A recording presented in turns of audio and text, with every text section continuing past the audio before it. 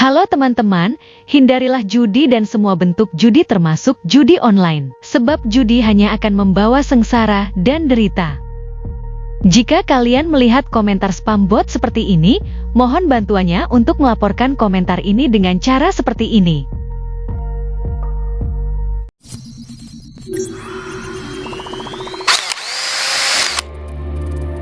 Assalamualaikum warahmatullahi wabarakatuh. Selamat datang kembali di Rio Hotspot Channel. Ada apa ya? Kok rame-rame sih? Tapi kok cuma supporter PSM yang rame, supporter lain nggak ikutan rame juga? Oh, ini tuh kejadian ini ya. Udah biasa itu mah kalau cuma supporter PSM yang rame. Karena kan yang lakuin atau yang dapetin hal seperti itu bukannya Persib, makanya nggak digoreng sama supporter-supporter lain. Coba kalau Persib yang lakuin seperti ini, di seluruh medsos pasti digoreng karena mereka nggak Persib nggak makan. Kasihan ya supporter PSM ya, kalau ada curangan seperti ini mereka berjuang sendiri, tapi nggak masalah, kalian nggak dihujat juga. Coba kalau supporter Persib yang melakukan protes kayak gini, bukannya didukung malah dihujat, bener nggak? By the way, kemarin siapa ya yang komentar kenceng banget tuh katanya, Persib udah dibantuin wasit tetap aja kalah. Lah, itu apa buktinya? Mau menang aja kalian harus dibantu wasit juga.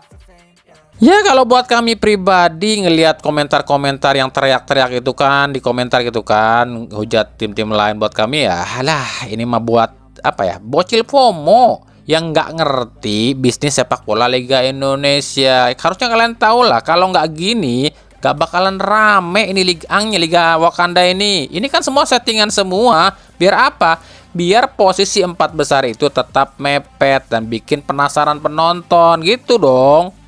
Makanya tak kasih tahu aja, kalau kalian baru jadi penonton Liga Indonesia, nggak usah kebanyakan bacot, nggak usah sok bacot, sok sombong. Karena setiap pertandingan di Liga Indonesia itu udah diatur. Kalau nggak diatur, ya ini liga nggak bakalan rame, bakalan sepi.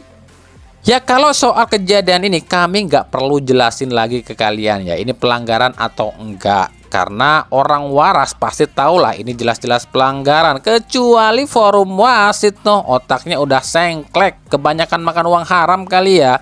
Masa pelanggaran kayak gini jelasnya dibilang minim sentuhan, ketutupan duit kali matanya ya. Noh buktinya Bali United lawan PSBS, minim sentuhan tetap penalti tuh.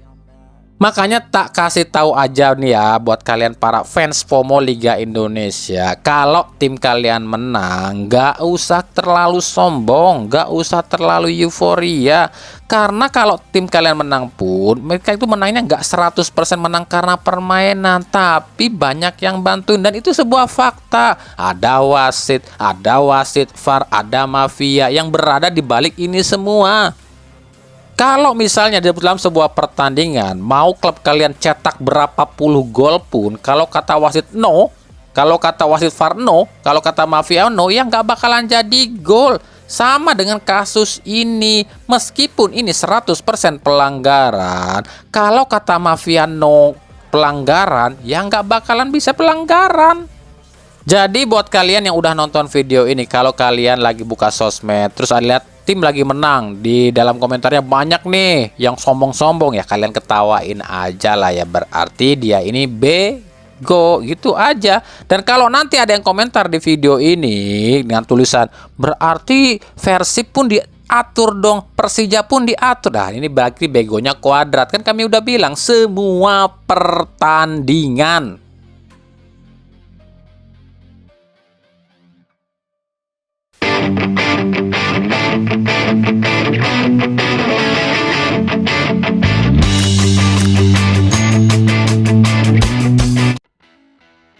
Dari Persebaya, kami tuh kadang agak bingung ya dengan pendukung klub. Katanya fans beratnya klub anu, fanatik klub anu. Tapi apa yang dilakukan oleh klub, apa yang diposting sama klub, pergerakan klub aja mereka kadang nggak tahu. Kan kami udah berkali-kali bilang soal pelatih itu, Persebaya itu bukan nggak mau ngumumin pelatih baru, karena mereka masih terus ngerayu Bernardo Tavares buat jadi pelatih mereka. Tuh lihat, nanti aja tungguin 2,5 tahun di kontraknya sama Persebaya Bernardo Tavares. Kami udah ngomong, Persebaya itu masih terus ngerayu Bernardo Tavares. Dan bukan cuma Tavares yang akan datang ke Persebaya, tapi juga berserta asisten-asistennya dan juga tentunya pemain asing yang akan dibawa oleh Tavares. Salah satunya adalah Rodrigo Basani yang dirumorkan ke Persija Jakarta, tapi setahu kami justru akan merapat ke Persebaya. Nah, jika Rodrigo Basani datang ke Persebaya berarti udah 11 dong pemain asing Persebaya. Tapi apakah akan ada yang dicoret? Ada 2 yang dicoret.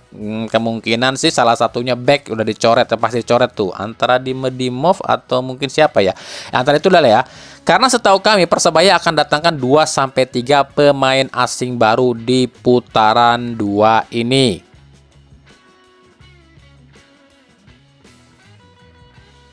Lanjut, apalagi yang lagi rame ya? Oh, ini tuh gol saltonya si WYDM. Ini jadi rame ya. Jangan nyampe nanti bilang atau komentar, WYDM apa sih bang? Aduh ya Allah, masa WYDM aja nggak tahu. What do you mean? Buat kami gol ini keren sih ya. Dan Hoki Caraka udah jelasin ya, kata dia kalau dia ini nggak cinta sama bola, dia udah mundur nih dari bola. Sebab ujatan netizen Indonesia itu ini lebih pedas katanya, lebih daripada cabai terpedas di dunia. Apa tuh cabai terpedas di dunia?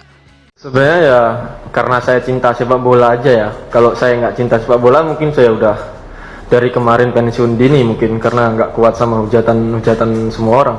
Karena saya cinta sepak bola ya saya harus terima itu, karena itu resiko dari sepak bola. Menurut saya sih nggak begitu ya, karena ya apa ya, saya sering dianulir golnya mungkin karena emang saya kurang teliti dalam bermain bola. Cuman kesel aja ya, ternyata saya bisa cetak gol.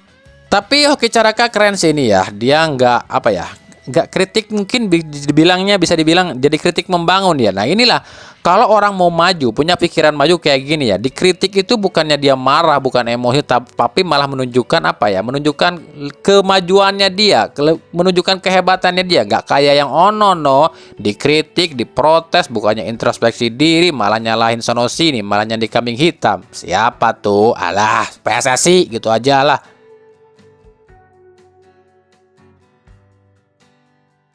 Dari Dewa United, ya Dewa United resmi ajukan tawaran untuk bisa mendapatkan penyerang Persib, Ramon Tenkyu alias Ramon Tanke ya. Kabarnya sih ini permintaan dari Jan Older kering sih, pengen si Ramon Tanke, karena si Jan Older ini ngelihat apa ya, etos kerjanya dari Ramon Tanke. Tapi kan pertanyaannya, apakah Persib akan melepas Ramon Tanke? Nah, ini pernyataan Boyan Hodak soal nasib Ramon Tanke. Simak dulu ya. Like I said before, first half of the season was harsh, was scoring, then was you, and you get Egypt now, Ramon is scoring. So for me as a coach, doesn't matter who is scoring, most important that we are winning. And for strikers, you know how they cannot score goal once they start to score. They are getting confidence and then they are scoring again. I never really believed before. We played in the last 4-5 matches, only thing is he couldn't score before, now he scores. Now he's playing the first, playing the cup. So Nah tuh denger ya, kalau kata si aki-aki gede wadul bilangnya ya saya nggak ngasih ultimatum tuh sama Ramon Tanke, berarti artinya Ramon Tanke kan aman-aman aja di Persib. Cuma masalahnya ini yang ngomong si aki-aki gede wadul.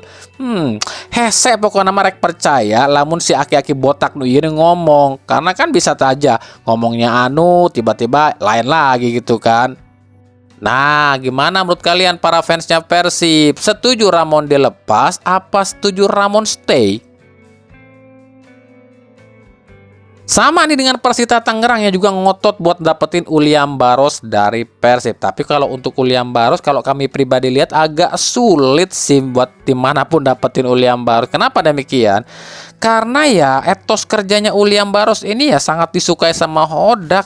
Susah lo nyari pemain berposisi striker tapi baik disuruh nanaon baik, disuruh jadi winger mau, disuruh jadi back kiri dan kanan pun mau, disuruh jadi back tengah pun juga mau. Mana ada pelatih yang nggak mau sama pemain tipikal kayak gini. Tapi ya inilah realitas sepak bola. Terkadang sepak bola itu mengalahkan logika ya. Untuk keputusannya baik Ramon Tanque ataupun William Barros, kita tunggu aja di Januari nanti.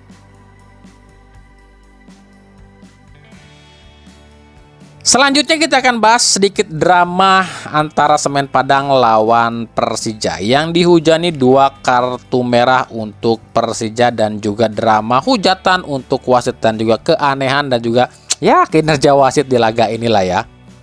Soal kartu merah Vigo Dennis dan juga Fabio Calonego. Kalau kartu merah ini sih kami terlalu protes ya, nggak terlalu protes ya, karena mungkin buat kami itu layak lah ya. Cuma kalau soal golnya Maxwell yang dianulir lantaran kartanya Alano 5 ini lakukan pelanggaran terlebih dahulu pada Rui Rampa. Nah ini bisa diperdebatkan. Apa yang diperdebatkan itu?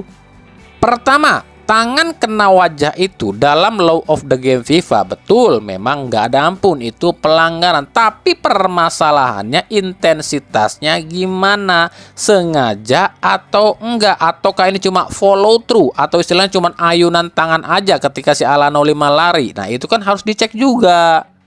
Tapi memang di tayangan ulang memang terlihat jelas ya, ada ayunan tangan Alano 5 yang mungkin maksudnya sih buat menyingkirkan ataupun menghalangi Rui Rampa buat rebut bola, atau mungkin ya menghadang lah gitu kan, tapi malah tangannya kena wajah. Kalau dibilang Alano sengaja kena wajahnya Rui Rampa sih enggak, kami yakin enggak lah. Cuma masalahnya ada gestur dari gerakannya inilah. Gerakan yang menghalangi Rui Rampa ini malah kena wajah ini. Ini indikasi pertama wasit kenapa bilang ini pelanggaran serius.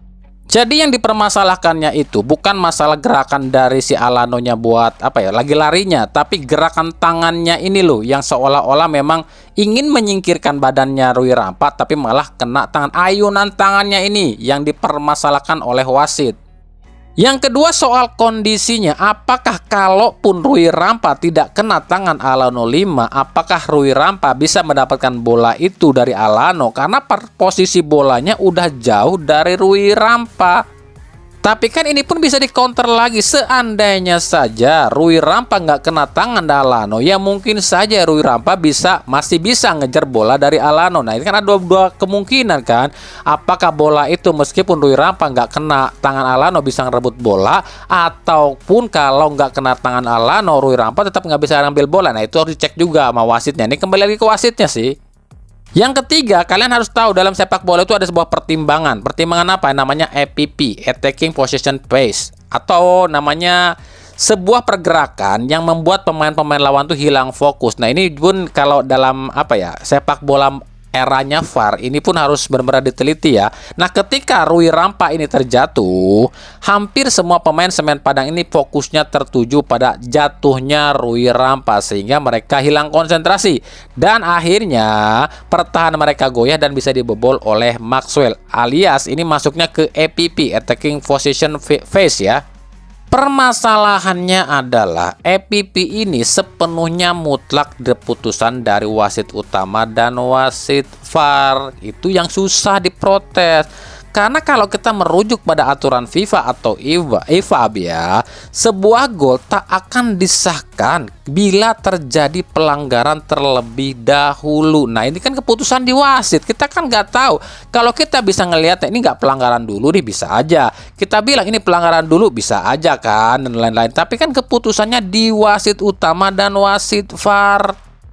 Jadi kalau soal ini kami nggak bisa terlalu berkomentar. Dibilang nggak pelanggaran, ya tangan Alano kena muka. Dibilang pelanggaran, posisi tangan Alano pun lagi lari dan bola pun jauh dari Rui Rampa. Tapi inilah drama dan juga kontroversi wasit-wasit di Liga Konoha. Seolah-olah ya, ada VAR nggak ada VAR ya hampir sama aja. Blunder mah blunder aja dari wasitnya. Dengan kekalahan ini, terputus sudah ya rekor unbeaten Persija di 6 laga beruntun yang selalu menang ya.